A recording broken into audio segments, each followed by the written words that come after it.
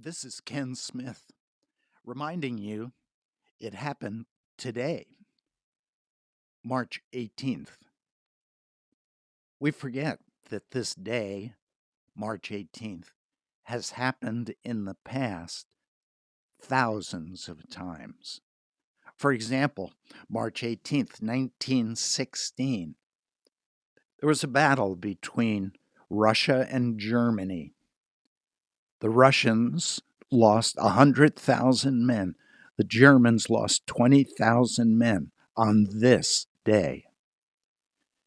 1925, March 18th, was called the Tri-State Tornado. It hit Missouri, Indiana, Illinois. 695 people were killed. Thousands were left homeless. March 18th, 1937, more than 400 people, mostly children, were killed in a gas explosion in New London, Texas. 1940, on this day, an unholy alliance was made between Adolf Hitler and Benito Mussolini. It would end in the killing of tens of millions of people. You would not have wanted to be in Berlin on March 18th, 1945, when 1,250 U.S. bombers dropped their payload and utterly destroyed Berlin, Germany. But that's the past. Today, March 18th, 2020, we're battling another war with a virus that can't be seen.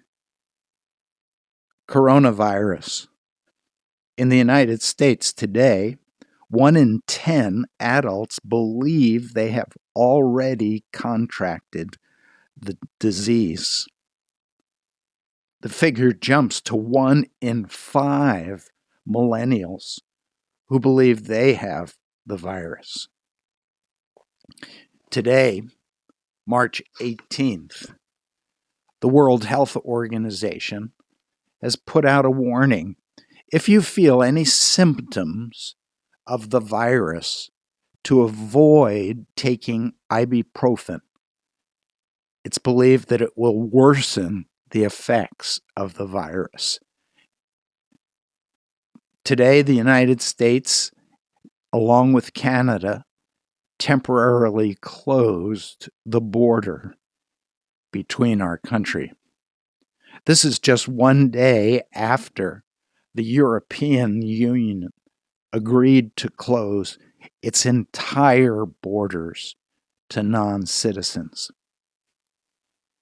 U.S. national parks are open today, except for the Golden Gate Park in San Francisco, the National Mall in Washington, D.C., and the Statue of Liberty. They're all closed, but all of the others are open. And there is a flooding of large crowds going through the national parks, prompting fears from the staff of the contamination with the virus. It was today, Salt Lake City was struck by a 5.7 magnitude earthquake. Residents fleeing their house, power outage, airport is closed. Almost 3 million people in the Salt Lake region have felt the effects of the quake. We're still waiting for initial reports of the extent of damage. In San Juan, Puerto Rico, the governor has announced that all citizens should stay in their home until March 30th. In Africa, 30 of Africa's 54 countries now have identified cases of the virus. Germany, Chancellor Merkel addressed the German population on television. This is the first time in 15 years that she has addressed the citizens of Germany. It will be on the subject of coronavirus crisis. In Australia, a prime minister has urged citizens to refrain from traveling abroad for the next 6 months amid the concerns of the spreading of the virus. He says life is changing in Australia as it is changing all around the world.